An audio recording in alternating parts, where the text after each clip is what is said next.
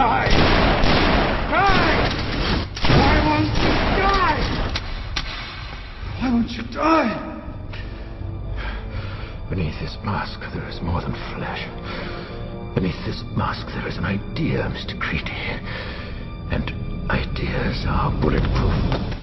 So, YouTube has now started removing videos critical of them, publicly using the same community guidelines in which they state, "We encourage free speech and defend everybody's right to express unpopular points of view," as a reason to silence criticism directed at them. Having long failed to get a response from YouTube over its inability to correct mistakes or offer protection from users being subjected to harassment by such mechanisms as bot voting by a small number, I decided a more direct approach was required. The Achilles heel of YouTube is without question their advertising unit. You must have noticed the progressive spread of ads over YouTube. Given that YouTube is driven by profits, and that they make their profits off of adverts, this is the one channel of communication they cannot afford to make convoluted or intentionally difficult to use. They have to read these emails. It is essential to their financial survival of their profits. I had suggested that people write to YouTube via this mechanism. I timed the release of the video to be about 6 p.m. Friday Pacific Standard Time, to coincide with the YouTube staff going home for the weekend. Less than 12 hours later, the video was removed for community guidelines violations. Bullshit. Let's take a look at those guidelines, shall we, YouTube?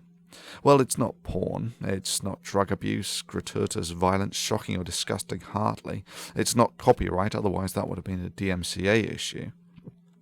Then we come to the interesting stuff. We encourage free speech and defend everybody's right to express unpopular points of view. We do not permit hate speech, speech which attacks or demeans a group based on their race, ethnic origin, religion, disability, gender, age, veteran status, or sexual orientation, gender identity. Yeah, this is what I mean about the guidelines being so vague that anything could be a violation. But anyway, it's not that. It's certainly not hate speech, and this is certainly a free speech issue. Things like predatory behavior, stalking, threats, harassment, intimidation, invading privacy, revealing others' personal information, and inciting others to commit violent acts or to violate the terms of use are taken very seriously. Anyone caught doing these things may be permanently banned from YouTube. Harassment? Nah, this was encouraging users to voice legitimate concern. Personal information? Well, I did include Susie Ryder's name. But then again, this was on the video on her advertised channel. I gave away no information that wasn't the first thing that came up when you typed the information on her YouTube advertised video into Google. In any event, it's not personal information. This is just the contact information for the ad sales director of YouTube. This would be like claiming that asking someone to write to President Hussein at the White House is giving away their personal information.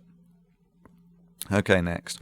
Everybody hates spam. Don't create misleading descriptions, tags, titles, or thumbnails in order to increase your views. Well, it's none of those. It is not okay to post large amounts of untargeted, unwanted, or repetitive content, including comments and private messages. No, no, and no. I did none of these. I did not post large amounts of unwanted or repetitive content, nor is this spam. This was the YouTube community expressing its opinion to YouTube.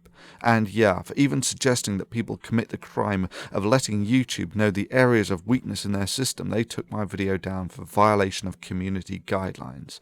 I call bullshit on that. This was a communal action targeted at the community organizers. Designed to be effective? Yes, of course. And the fact that YouTube threw their toys out of the pram less than 12 hours after the video was put up shows that it was. Legal? Absolutely. Within the community guidelines? Sure. No. This action would be more akin to a group writing letters to a government about the concerns they have. YouTube's response was the metaphorical equivalent of removing that person's freedom of speech for even suggesting the crime as vile as writing to the government about perceived weaknesses. The hypocrisy is further highlighted in that YouTube had no problems whatsoever when it was being used to organize protests against other organizations. However, when the protest was against YouTube itself and targeted the obvious Achilles heel of its advertising department, they threw a hissy fit. So much for all those pious words about we encourage free speech and defend everybody's right to express unpopular points of view. Sure, when I did this I knew it was a calculated risk. I just figured that YouTube regarded its corporate image more highly than to burst into tears and throw its toys out of the pram at the first sign of someone organizing a protest against them. Evidently I made a mistake. So what do we learn from this? Well, firstly, YouTube has shown us that they get real pissy when you write to its advertised channel. The one channel of communication, it needs to be clear and easy to use. Secondly, YouTube's guidelines regarding encouraging free speech and defending everybody's right to express unpopular points of view does not extend as far as videos critical of YouTube or suggesting protests against it. Let me just conclude this by listing the second weakness of YouTube, just to make it explicitly clear.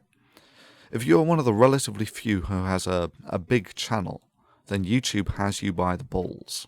You put a lot of work into it and YouTube can shut you down at the flick of a switch. If you have a small channel, and there are millions of you who do, then you have YouTube by the balls. YouTube cannot afford the time to flip millions of switches. In essence, the subscribers and fans are the only real defense of big users against YouTube. In this sense, I thank all those who mirrored the original video. A very good strategy. Further, if you not only download but recode the video, it will not appear as a duplicate and it will not be as easy for YouTube to use automation to remove these videos. Do I have anything to lose by being shut down by YouTube? Of course. If you just take the 30 or so Why Do People Laugh at Creationist videos and take into account the fact that they took about 2 working days on average to make, that's about average. So that's a 2 months work at an average US salary of, let's say, for instance, $40,000 a year. So that's $6,000 to $7,000 worth of work. Do I value the work of this channel? Yeah, sure. I just value free speech more.